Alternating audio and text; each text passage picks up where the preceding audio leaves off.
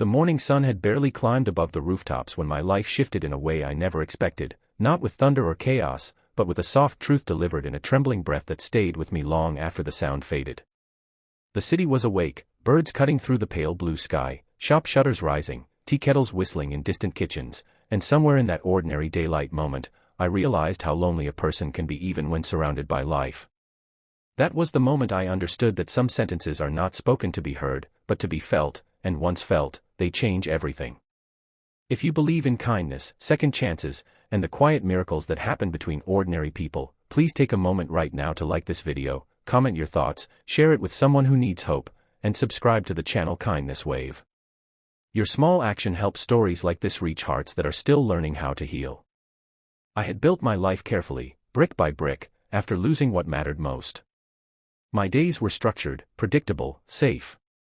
I worked at a small architectural firm near the river, a place where sunlight poured through tall windows and dust floated like memories in the air. Designing buildings was easier than rebuilding a heart.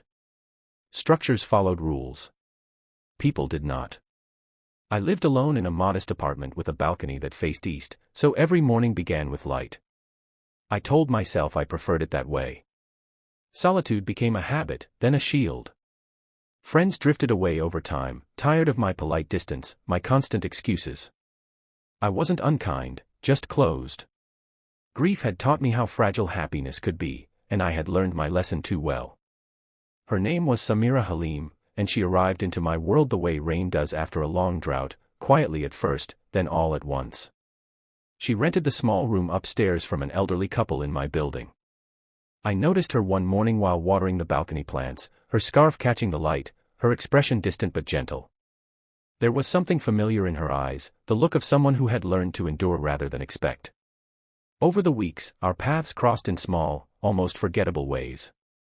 Shared elevator rides, a nod on the stairs, the exchange of smiles that lingered just a second longer than necessary.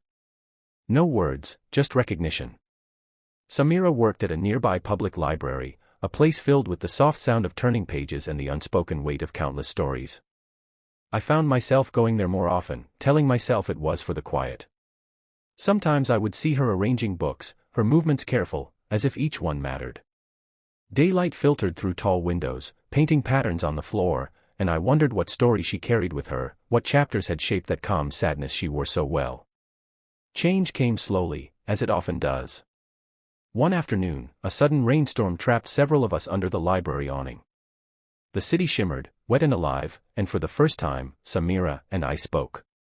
It wasn't a dramatic conversation, just shared observations about the rain, the way it cooled the air, the way it made everything smell clean. Yet something opened between us. After that, words became easier. We talked about books, about work, about the strange comfort of routines.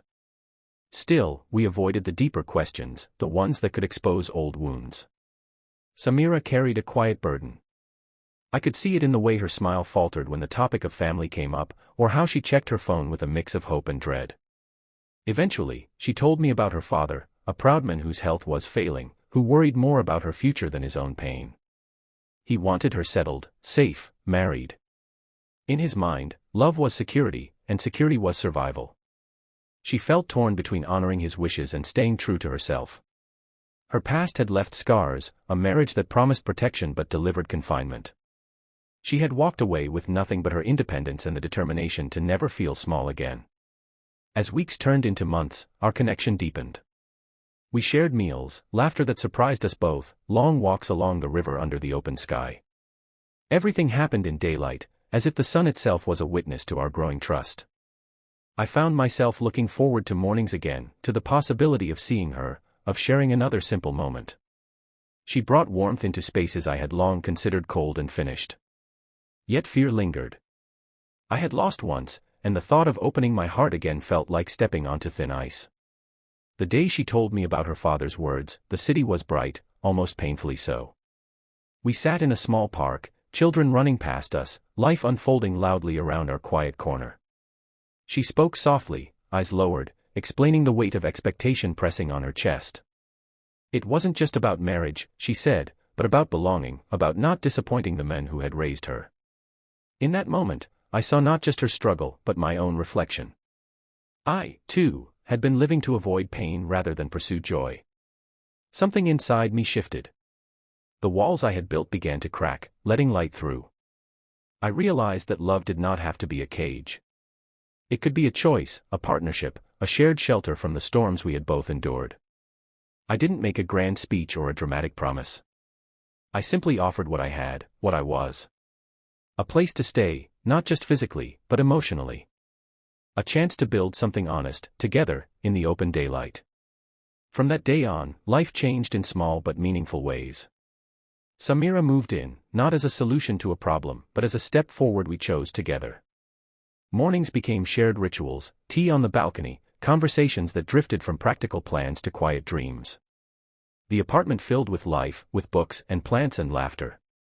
I learned that healing does not erase pain, but it makes room for joy beside it. Samira found strength in knowing she was not alone, that her worth was not measured by meeting someone else's expectations. Challenges did not disappear. Her father's condition worsened, and the fear of loss returned, heavy and familiar. We visited him together, sunlight streaming through hospital windows, holding hands in silence.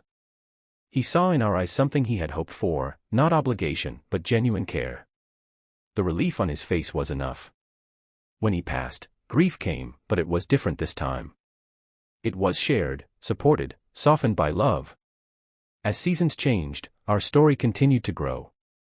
We faced doubts, disagreements, the ordinary struggles of two people learning how to coexist. But we faced them in the light, with honesty. I returned to my work with renewed purpose, designing spaces meant to bring people together. Samira started a community reading program, believing in the power of stories to heal. We built a life not on fear, but on kindness, patience, and choice. Now, when I stand on the balcony in the morning, watching the city wake up, I understand something I once feared. Love is not a risk meant to be avoided. It is a chance meant to be taken. It does not demand perfection, only presence. Our story is not extraordinary in the way movies portray, but it is real, and in that reality, it is beautiful. If this story has touched your heart, if it reminded you that second chances are possible and that kindness can change lives, please take a moment to engage with this video. Your support helps keep these stories alive and reaching others who need them. Before we end, this is a special request to comment below and share what part of this story resonated with you the most, or a moment in your own life where kindness made a difference. The sun continues to rise each day, steady and forgiving, offering light without asking anything in return. And in that simple truth, I found my way back to living, not alone, but alongside someone who understood that love, when chosen freely, can be the safest place of all.